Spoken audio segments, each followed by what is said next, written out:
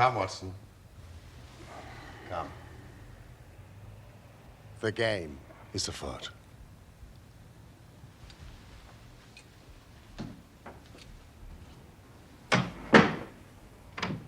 Into your clothes and come.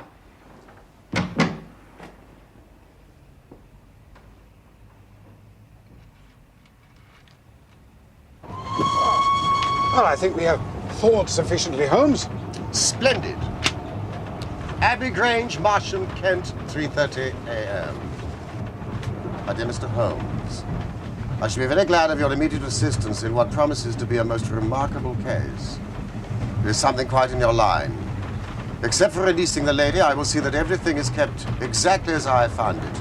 But I beg you not to lose an instant, as it is difficult to leave Sir Eustace there. Yours faithfully, Stanley Hopkins. Ah. Inspector Hopkins. He's called you in 7 times. On each occasion, his summons has been entirely justified. I fancy that every one of his cases has found its way into your collection. I must admit, Watson, you do have some power of selection. Thank you. It returns from much of which I deplore about your narratives. Your fatal habit of looking at everything from the point of view of a story instead of as a scientific exercise has ruined what might have been an instructive and even classical series of demonstrations. Why do you not write them yourself? I will, my dear Watson, I will. In my declining years. So our present research appears to be one of murder. Does it? E.B. monogram, with British arms. An address which harks back to the dissolution of the monasteries. We are moving in high life. Brackenstall. Sir Eustace Brackenstall.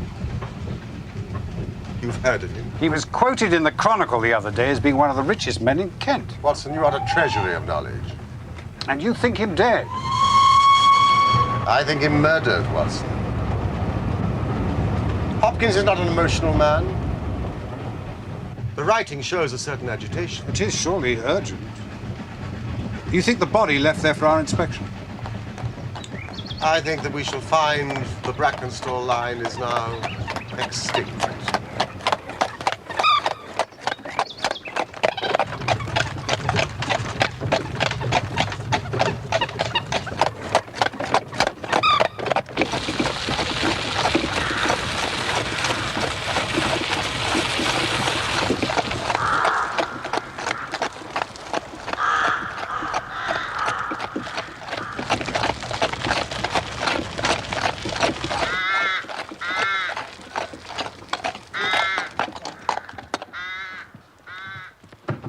Very good of you to come, Mr. Holmes.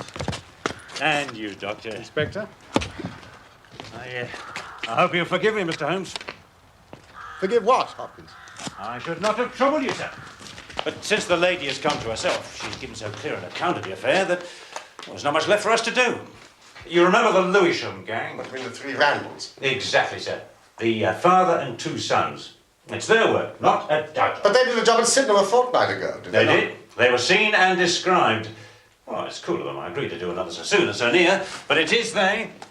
And a hanging matter this time. Brackenstall is dead, then? Ah, yes, Doctor. In the dining room, his head was knocked in with his own poker. And the lady?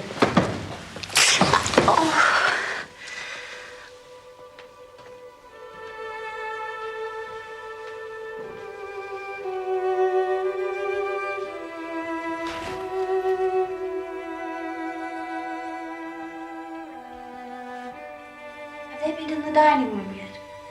Not yet, my lady. I shall be glad when you can arrange matters. Oh, what is that? You have other injuries, madam. It's nothing. It has no connection with this hideous business. Please sit down. I think it would be best to inform you of something, gentlemen, regarding Sir Eustace. You'll no doubt hear a rumour of it otherwise from idle tongues who'll distort the truth of it. And it would pain me to think of his memory tarnished in that way. Sir Eustace drank, I'm afraid. Not regularly and consistently. Not in a way to hurt our marriage. Nor did it interfere with the exercise of his public duties. Nevertheless, the vice was a private shame to him. He was very sensible of my dislike of it. When he felt the obsession too keenly, he took himself off until the poison had exhausted him. It distressed me, of course, that it should happen. But he was proud and sensitive enough never to allow me to witness it. I felt deep gratitude for that, and not a little pity. Can you understand that, gentlemen? I have never heard a like case talked of with such illuminating compassion, madam. I must, however, ask you to believe something further. I was in some measure grateful for this vice of my husband's. How could that be? I've spent most of my life in South Australia, in the wine-growing country, near Adelaide. As a very young woman, I lived alone with my father. My mother was dead. If I had a mother, it was my loyal Teresa. It was a very free life. I found it extremely difficult to adapt to the proprieties of England, being mistress of such a place as this. So I felt if I were to show a decent understanding of my husband's weakness, he would in turn forgive me some of my unsuitable behavior. And so it proved. I see. I'll tell you about last night. Eustace retired at about 10:30. The servants had already gone to their quarters. Which are where? In the east wing. Only my husband, Teresa, and myself sleep in the central block. The servants would have heard nothing. Had you retired by then? I was in my room. I never retire till I've seen Madam to bed. Thank you. I sat up. This room, in fact.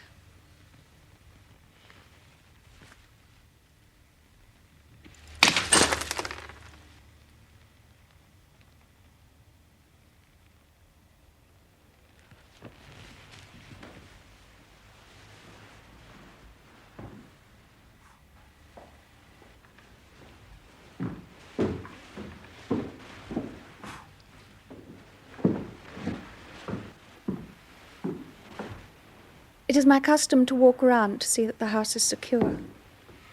because for obvious reasons Sir Eustace is not always to be relied upon in that respect. I went into the gun room, the kitchen, the butler's pantry, the billiard room, the drawing room, and finally the dining room, where the curtains were drawn.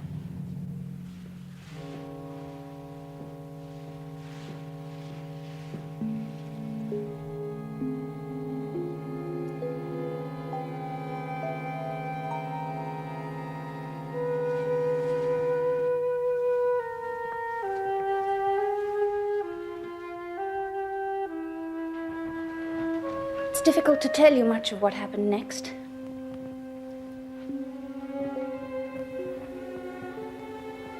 I took a step towards the curtain, and I found myself face to face with an intruder.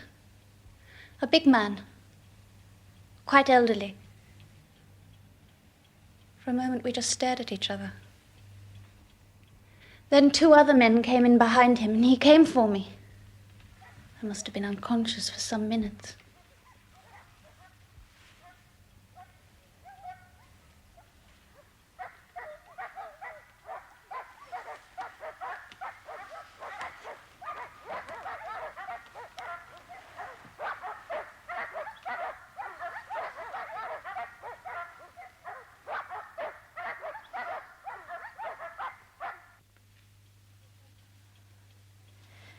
It was then that my unfortunate husband entered the room.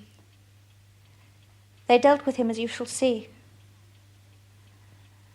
I believe I fainted again. I'm not sure. The exact events are difficult. I drifted in and out of consciousness, you understand. I do know that they cleared the room of its silver, and they must have drawn themselves a bottle of port, some of which I saw them drink. The man who struck me was elderly, with a beard.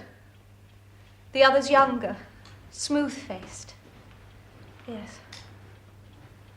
Finally, they checked that I was securely bound and left, taking the silver with them. How was the alarm raised? Madam had not come upstairs. Earlier she said she would follow me shortly, so at midnight I went down in case she'd fallen asleep over a book. A thing I hate to do. And there I found her, poor lamb, just as she says. And him on the floor, his blood and brains all over the room. Enough to drive a woman out of her wits, and her gagged and bound, and her very dress spotted with him. She never wanted courage, did Miss Mary Fraser of Adelaide. And Lady Brackenstall of Abbey Grange hasn't learned new ways. You've questioned her long enough, gentlemen. When did the lady and her maid leave Australia? About 18 months ago, sir. Her father sent her to give her experience of Europe. That is to find her husband. Poor woman must have seemed a brilliant match. It's a mess, sir. Constable?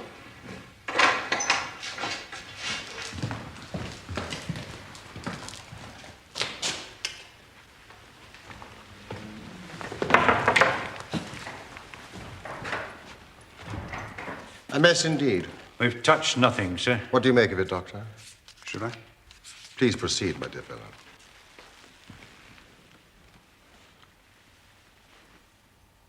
It's a blow of savage ferocity. A single blow? I believe so.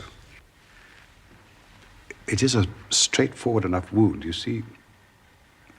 It begins thus, below the ear, and then crosses both spheres of the parietal bone at such an angle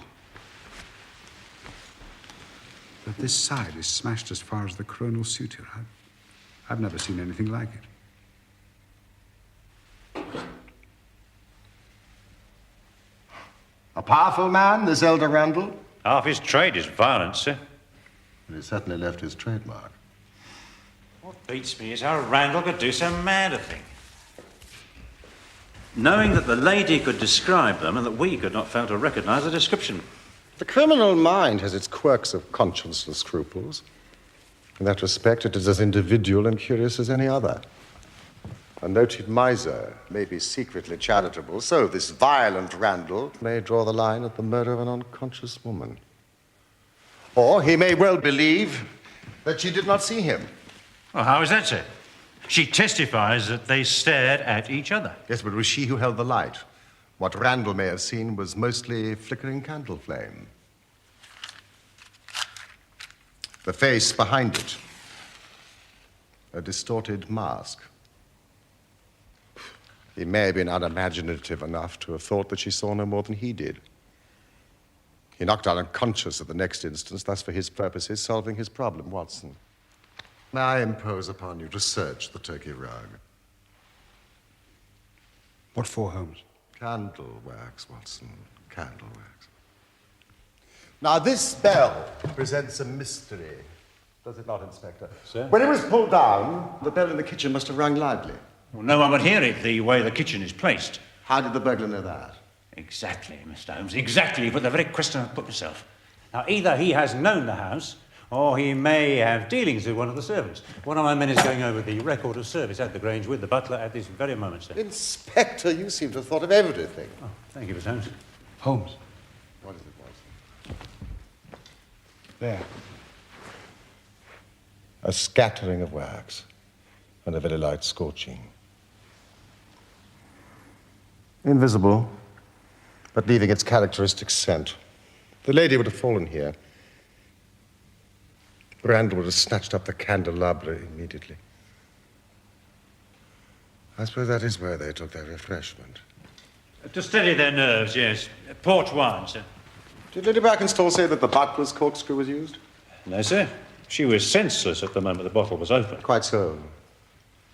It was opened with a pocket screw, probably contained in a knife. If you examine the top of the cork, you will observe that the screw was driven in 3 times before the cork was extracted.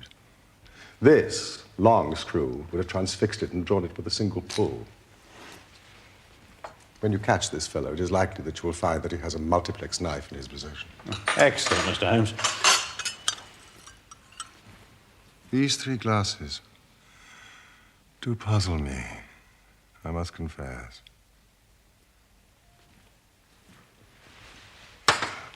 Did Lady Brackenstall say that she actually saw the 3 men drinking? Oh, yes. She was clear about that, sir. Well, then there's an end of it. What more is to be said?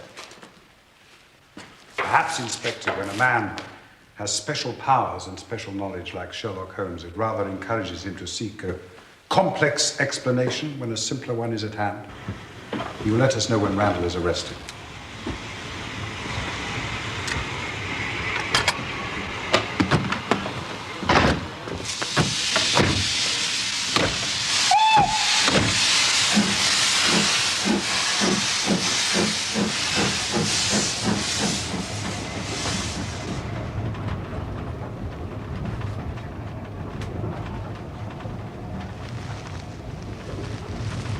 Poor Holmes, you must feel like an abstruse and learned specialist called in for a case of measles.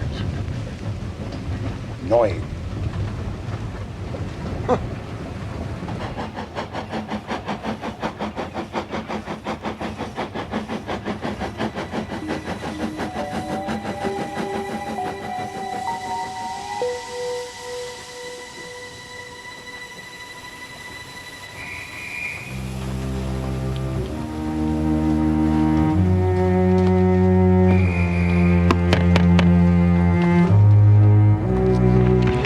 We must return. 3 glasses.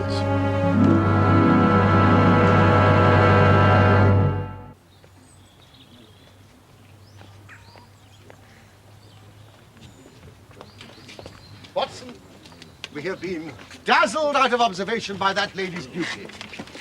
Beauty may be truth, but she does not necessarily speak it. There was port in each glass, but there was only crusting in 1 glass. The last glass filled is the one most likely to contain the crusting. I agree if the last pouring had approached the bottom of the bottle, but the bottle was half full, and it had been agitated. The crusting was present throughout the port. Well, what then do you suppose? That only 2 glasses were used. and that the dregs of both were poured into a third so as to give the false impression that 3 people were there. I understand. If I'm right, Watson, then in an instant, this case rises from the commonplace to the exceedingly remarkable. That will be the Kentish train. What will? That will.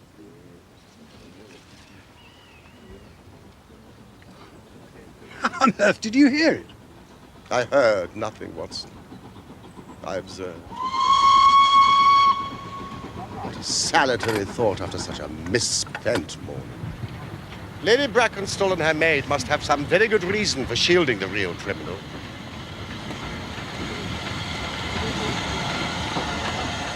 Well, Watson, we shall just have to construct our case for ourselves without them.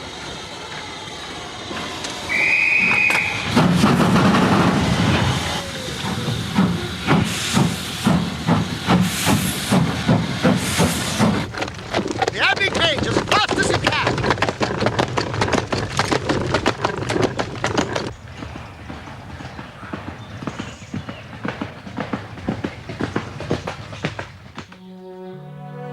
What's up?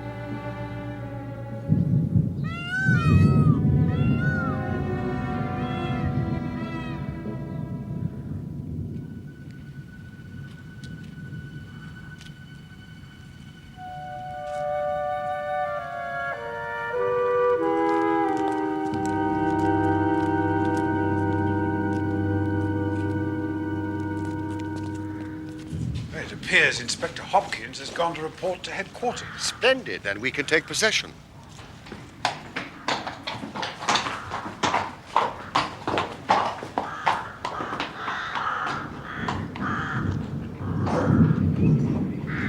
How many frustrated episodes for the laboring men here could one reconstruct from this mechanical cemetery?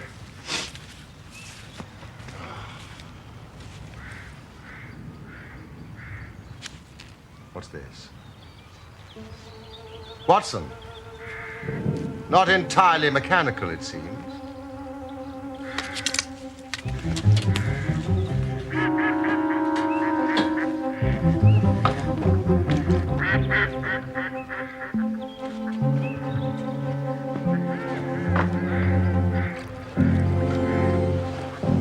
Fudge.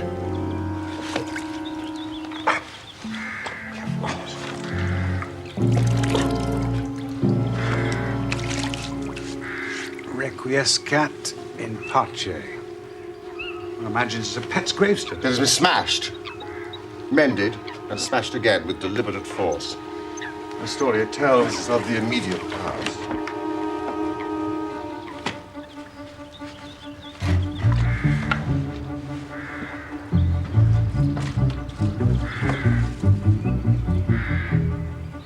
What? The remnants of a dog's collar. Fudge. Hey, you! Has any servant been dismissed from the house in the last month? No, sir. Then it's as I thought. Fudge. Lady Brackenstall's pet dog, let us imagine, dies. It may not be too fanciful to suggest that their poor unfortunate creature was literally killed. Killed? For what reason? Reason, I suggest, hardly entered into it. It was done in a fit of insane rage. By whom? By a drunken, sadistic ruffian. One of the murderers? No, Watson. The lady's husband. The last of the Brackenstalls. Brackenstall. Consider it. No one but a member of the household could vandalize a gravestone and have remained in place. Why should Brackenstall entertain such an obsession about a pet animal that he will forbid any remembrance of it? You saw the marks, of course, on the lady's arm. Yes, I was surprised that they did not interest you more. There were stab wounds made by a long needle or a hat pin. This lady has been living in fear of her physical safety, Watson.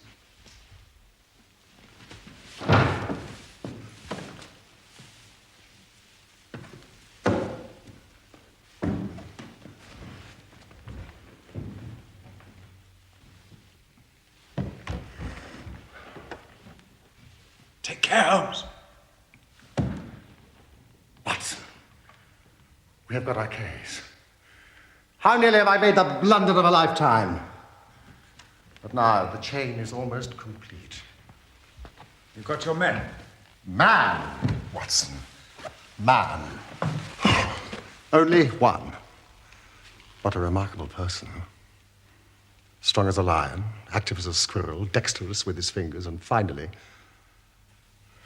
remarkably quick-witted. Ah, Lady Brackenstall. I do not wish to cause you any unnecessary trouble. My one desire is to make things easier for you. I am convinced that you are a much-tried woman.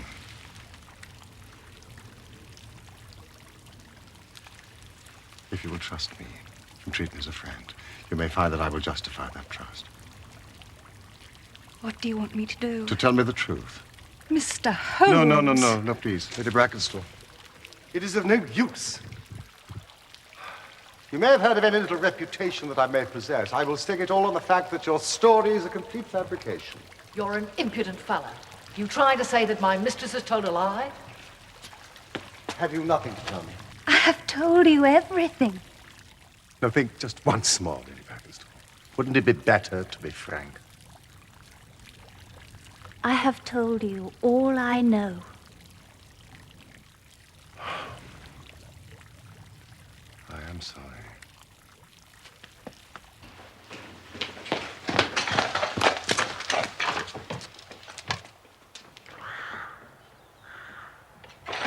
The bell rope gave us a clue which should have left us in no doubt. How was that? If you were to pull down a bell rope, Watson, where would you expect it to break? Surely at the top, where it is attached to the wire, not 3 inches from the top. But the rope was frayed. The rope which bound Lady Brackenstall was frayed. He was cunning enough to do that with his knife, but the other end was not. If you had stood on the mantelpiece as I did, you'd have seen that it was cut through. Stop! Please, driver.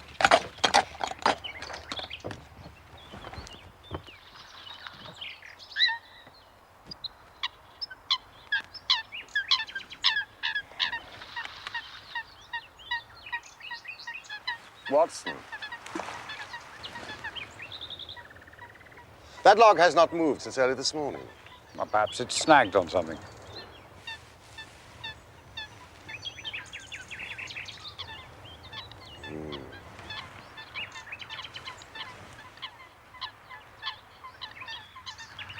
Or anchored. See that Inspector Hopkins gets this on his return, will you? Chislehurst Station.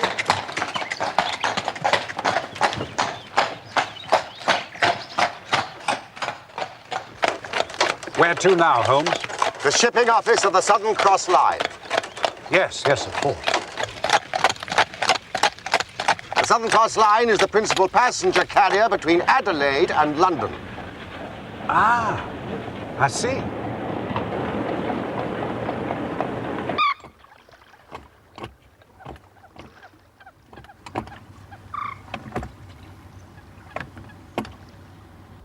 In May of that year, only one of us reached the home port, our flagship, the Rock of Gibraltar. I'll have the passenger list sent up.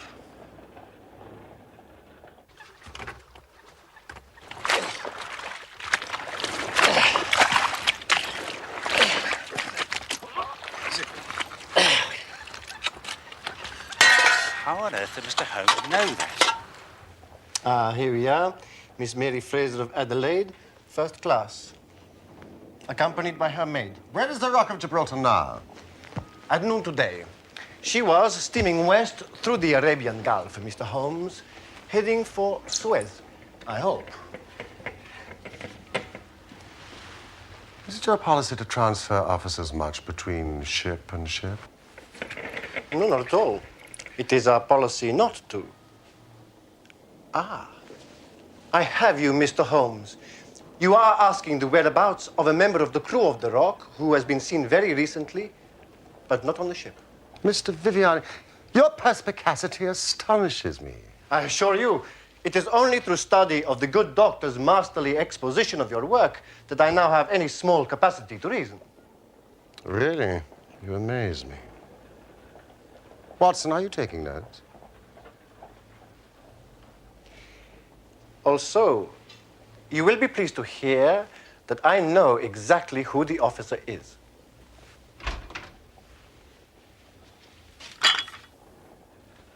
Ah, excellent. Mrs. Burbage. Excellent. Yes, gentlemen. The only officer from that voyage of the Rock who is not aboard her now is Jack Crocker, a magnificent chap. Am I not correct, Mrs. Burbage?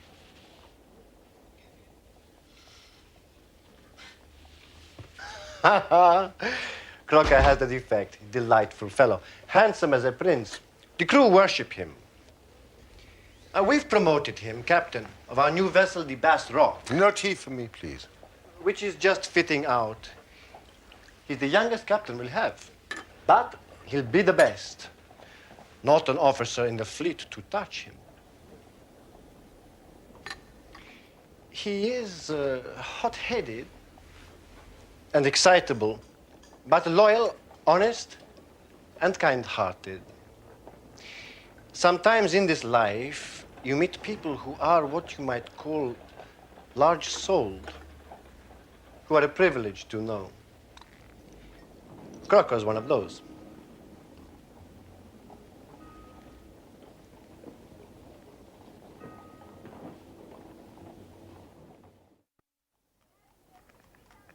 Once or twice in my career, I feel I've done more real harm by my discovery of the criminal than ever he had done by his crime. But I've learned caution now. And I'd rather play tricks with the law than with my own conscience.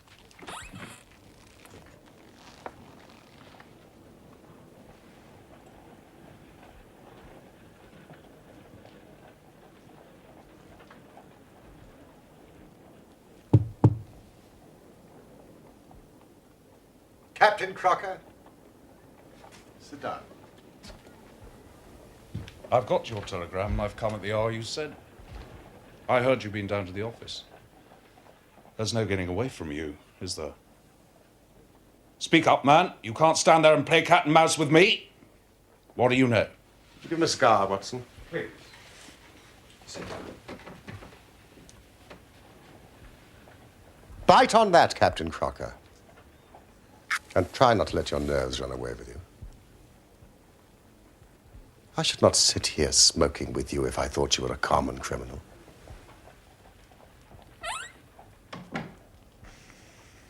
Tell me, what did you use to secure the silver to the floating log? I guess it was fishing gut from the gunroom, but I was not present at its recovery.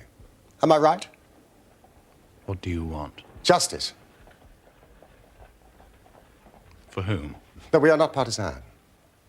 We just want to see justice done, that is all.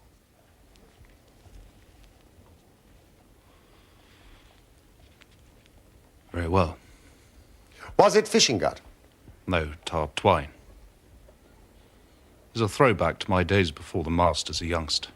Even now, I always carry a silver coin, a length of twine, And a multiplex knife.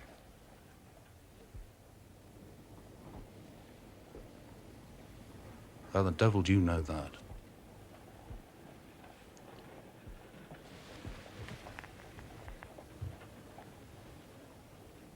Who are you? Now, give me a true account of everything that happened at the Abbey Grange last night. Be frank with me, and we may do some good. Play tricks with me, and I'll crush you.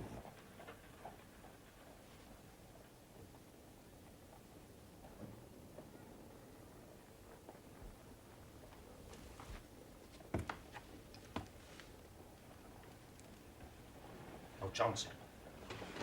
Well, one thing I'll say first. I regret nothing, I fear nothing, and I'd do it all again if I had to be proud of the job. Damn the man! But that's my side of things, only my side. When I think of Mary, sweet Mary Fraser, when I think of getting her into this bloody business, it's that turns my soul to water.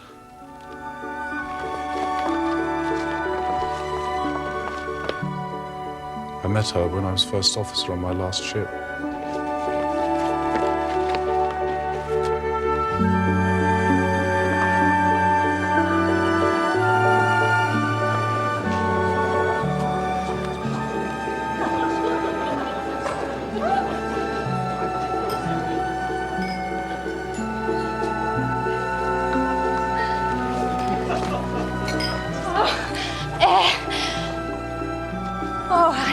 Mr. Crocker. I've never danced so much in my life. You dance as if you were born to it, Miss Fraser. Neither born nor bred, I assure you, Mr. Crocker. Led to it, I think, by a better dancer than I am. She treated me as fairly as ever a woman treated a man. We were never engaged. I've no complaint. But it was all love on my side, and all good comradeship and friendship on hers. When we parted, she was a free woman. But I could never again be a free man.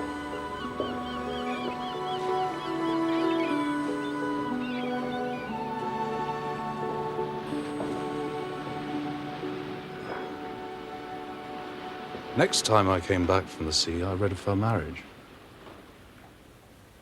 It seemed to be the sort of thing she was made for. I didn't grieve. Felt it to be right.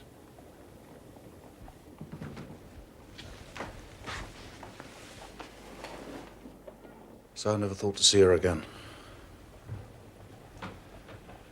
The last voyage I was promoted and the new boat was not yet launched, so I had to wait for a couple of months with my people in Kent. I knew now where she was, but stayed away. Then I met Teresa Wright one day, and she told me all about her, about the marriage, about the man's drunken cruelty, about everything. Do you know this noble baronet burnt her pet dog and threatened as much to her?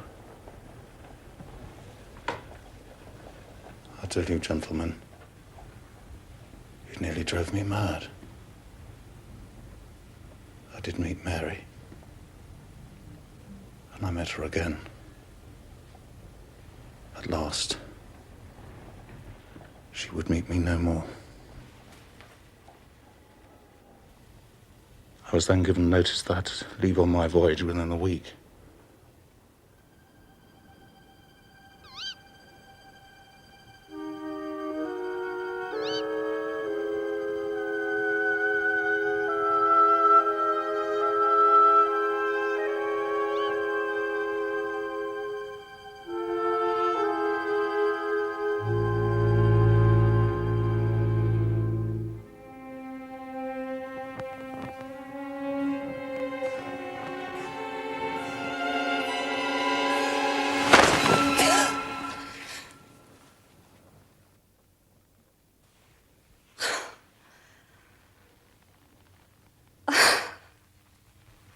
You're mad. How could you come here? I'm to go away, Mary. I've been given a ship. To go and not to say farewell. I thought I might never see you again. You're going away. I do not relish it. You'll make a fine captain. You must not let anything spoil such an opportunity.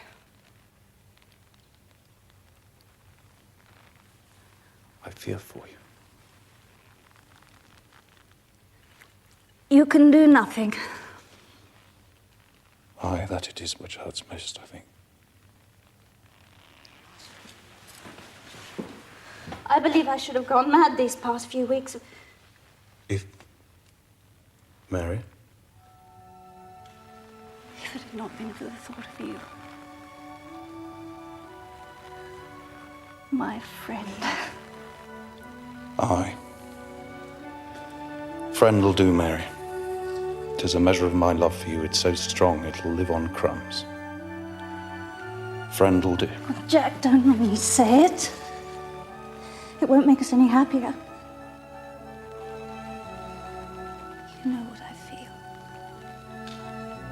Do I?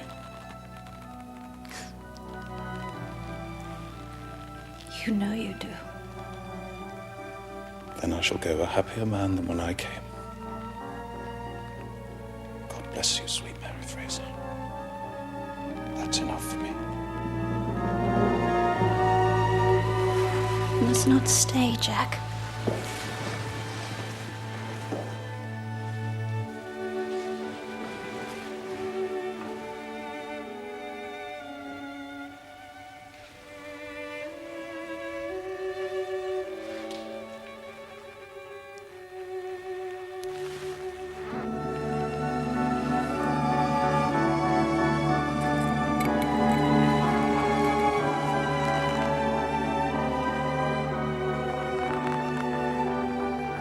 this for my sake.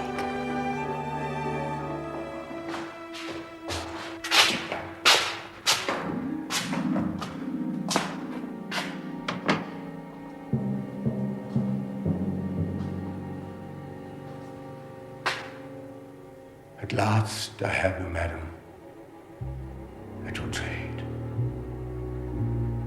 Here's the key to your damn modesty. You have a profession, madam. A damn whore. A gutter queen. A filthy jade.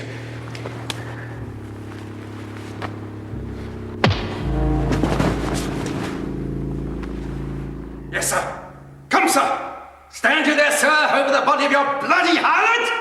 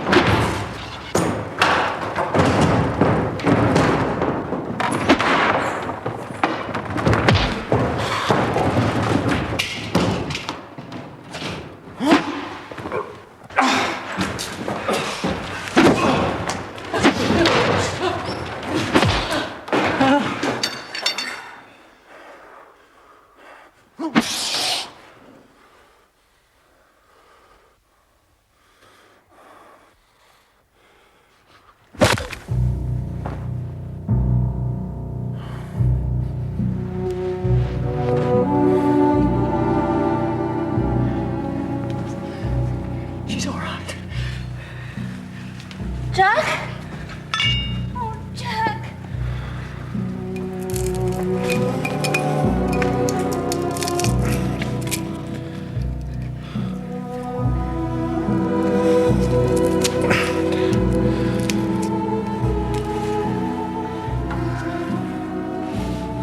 Thank you, no, Captain.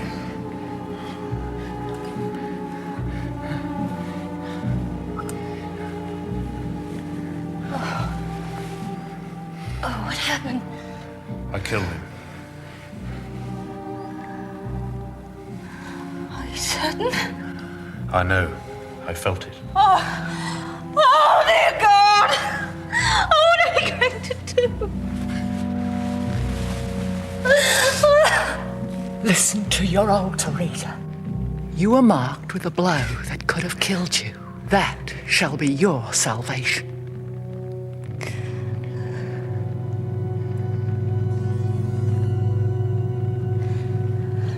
Teresa was as cool as ice. It was her plot as much as mine. We must make it appear the burglars had done the thing. Teresa kept on repeating our story to her mistress whilst I swarmed up and cut the rope of the bell. I then lashed her in her chair, frayed out the end of the rope to make it look natural. The silver, well, you know about that. I do, and the third glass of port to tie in with the Randalls? Yes. And we dropped the candlestick by where Mary fell, for the wax would splash, you know. I never thought the police could have seen through our dodge. And when I knew that savage fiend was dead and she was free of him, I reckon I'd done the best night's work of my life. I still do, even if I swing for it.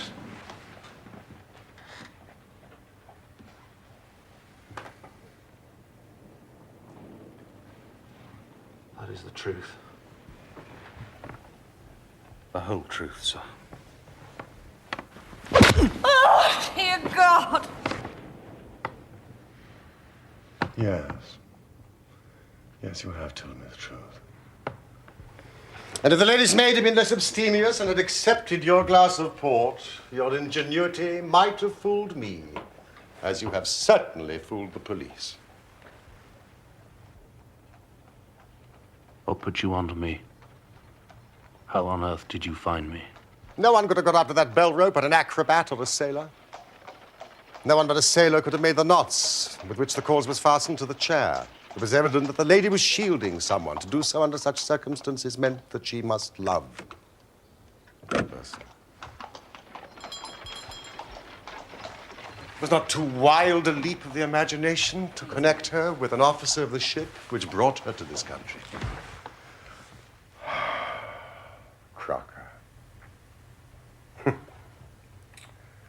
You are expecting a visitor. I am.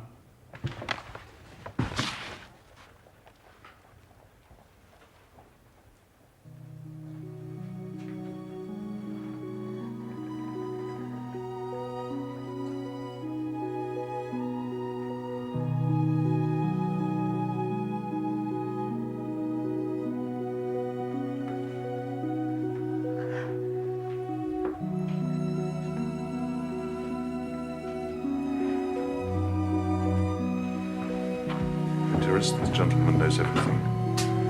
There's no hiding from him. I know. His telegram brought me here. What do you intend, Mr. Holmes?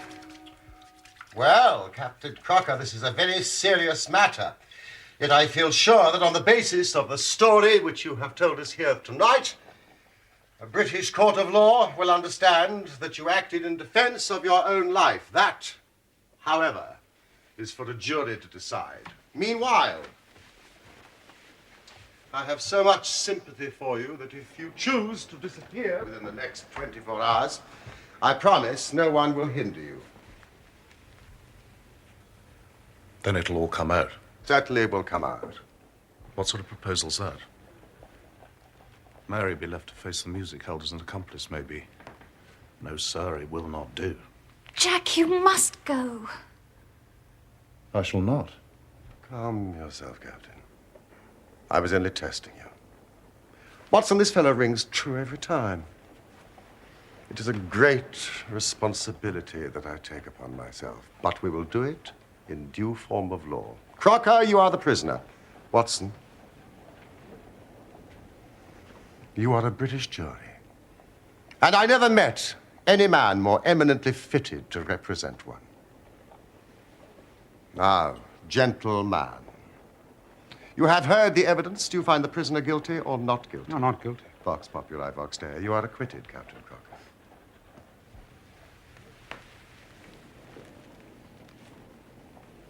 No. No, sir, it will not do. Captain? What if the police arrest some other poor devil? What then? Then I will use all my powers to persuade them of their mistake.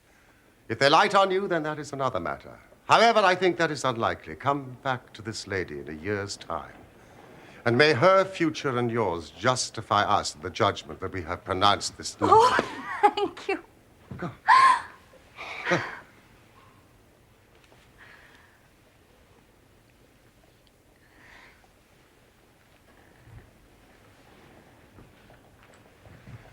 Madam, I'm intrigued. You gave such a compelling account of a man's sad addiction to drink, and yet it was not, as we now know, a portrait of your husband.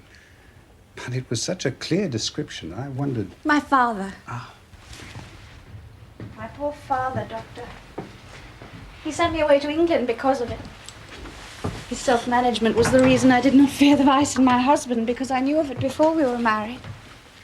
How foolish I was. Thank you, madam. I felt sure that your story was true to reality. Good luck to you.